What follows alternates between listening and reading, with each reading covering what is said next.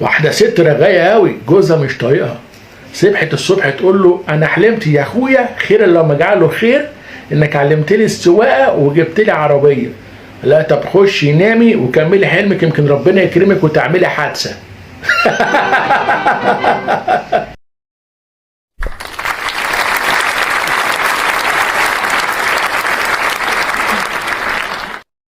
واحد حلاق غاوي كوره قاعد بيتفرج على ماتش كاس العالم في المحل بتاعه، ودخل عليه واحد مسطول قال له انا عايز احلق قصه لو سمحت. قال له تعالى اتفضل.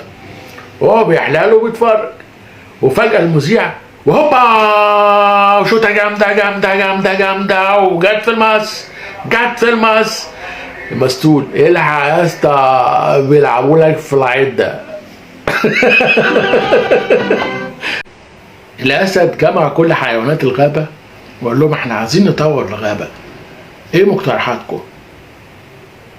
قام ضفدع صايع قوي محشش قال له احنا نجيب حشيش ونسوان.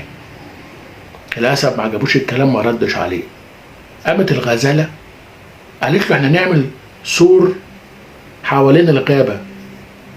قال لها برافو عليكي. قامت ضفدع تاني قال له بعد ما نعمل السور نجيب حشيش ونسوان. الاسد برضه ما رضاش يرد عليه.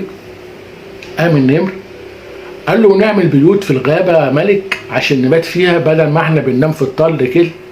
الاسد قال له برافو عليك. قام الضفدع المحشش قال له بعد ما نخلص ونعمل البيوت كلها نجيب حشيش ونسوان. الاسد اتضايق واتنفذ على الاخر، راح بص له كده وقال له في واحد لون اخضر وعينيه كده مدوره ومبرقه شكله كده هيتذبح النهارده.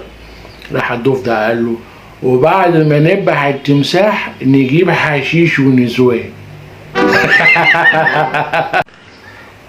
واحد بيتجوز واحده رغايه قوي ما بتفصلش ابدا، جه من الشغل تعبان يا دوبك بيفرد جسمه على الكنبه. قالت له ايه يا راجل انت هتنام وتسيبني؟ ده انا عايزاك في موضوع مهم. قال لها ارجع يا رغايه. قالت له بص انا بفكر اقص شعري. قال لها طب وصيه. قالت له بس خساره انا مستخسراه ده انا تعبت فيه قوي لحد ما بقى حلو كده. قال لها طب خلاص خليه. قالت له بس كل اصحابي بيقولوا لي لو قصيت شعرك هتبقى شكلك حلو قوي شبه السندريلا. قال لها طب خلاص قصيه. قالت له بس للاسف الشعر القصير ما بينفعش في كل التسريحات. قال لها طب خلاص خليه. قالت له بقول لك ايه يا راجل انت ما بقتش تحبني زي زمان وتقول لي كلام حلو. قال لها طب خلاص قصيه. توهته. واحد بخيل قوي اتعزم على عيد ميلاد واحد صاحبه ابخل منه وخبيث قوي. اول لما راح لقى بابين، باب مكتوب عليه للرجاله وباب مكتوب عليه للسيدات. دخل من باب الرجاله لقى بابين، باب مكتوب عليه للصحاب وباب مكتوب عليه للقرايب. دخل من باب الصحاب لقى بابين، باب مكتوب عليه بالهديه وباب مكتوب عليه من غير الهديه. دخل من باب من غير هديه لقى نفسه في الشارع.